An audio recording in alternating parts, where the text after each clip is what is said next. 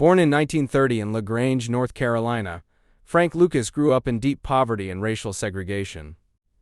As a teenager, he moved to Harlem, New York, where crime seemed like the only path to power and survival. Lucas began working for legendary Harlem gangster Ellsworth "Bumpy" Johnson, serving as his driver and bodyguard. From Bumpy, Lucas learned discipline, organization, and the importance of controlling an operation from the top. When Bumpy Johnson died in 1968, a power vacuum opened in Harlem's drug trade. Frank Lucas seized the opportunity. Breaking away from traditional crime families and middlemen, Lucas built a revolutionary supply chain. He traveled directly to Southeast Asia during the Vietnam War, forming connections that allowed him to import pure heroin straight from the source. His product, branded Blue Magic, was far stronger and cheaper than anything on the streets, allowing him to dominate the market. Lucas ran his operation like a corporation. He employed family members, paid cash, and avoided flashy behavior, at least at first.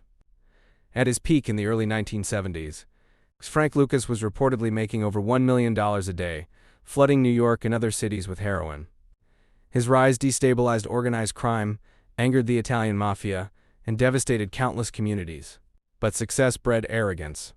Lucas's quiet lifestyle cracked when he appeared in public, wearing an expensive fur coat and diamond-studded attire, drawing attention from law enforcement.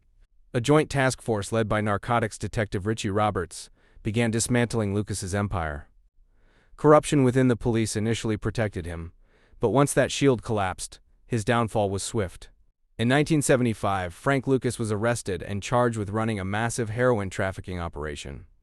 Facing a potential life sentence, he chose to cooperate with authorities, exposing corrupt police officers and rival criminals. His testimony led to numerous convictions. Lucas was sentenced to 70 years in prison, later reduced due to his cooperation. After serving time, he was released, briefly returning to crime before being arrested again. In his later years, Frank Lucas lived quietly, far removed from the empire he once ruled. Frank Lucas's story is one of ambition, intelligence, and ruthless efficiency, but also of destruction, betrayal, and inevitable collapse. His rise showed how innovation could disrupt even the most powerful systems, and his fall proved that no criminal empire, no matter how profitable, lasts forever.